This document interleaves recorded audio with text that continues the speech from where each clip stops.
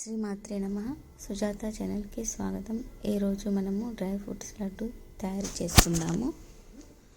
ఇవి పిల్లలు ఇంటికి దూరంగా హాస్టల్స్లో ఉన్నప్పుడు వారికి హెల్త్కు చాలా బాగుంటాయి, చాలా రుచికరంగా కూడా ఉంటాయి తినడానికి.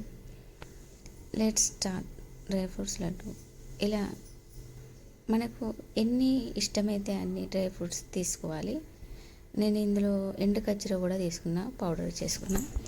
అన్ని డ్రై ఫ్రూట్స్ అన్నీ వేయించుకొని మిక్సీ పట్టి పక్కన పెట్టుకోవాలి.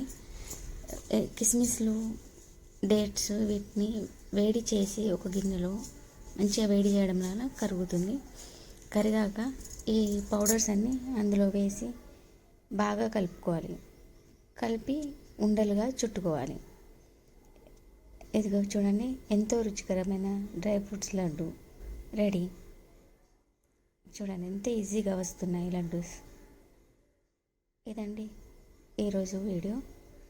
ప్రకృతితోటి ఉందాము, ఆరోగ్యంగా ఉందాము. Bye bye.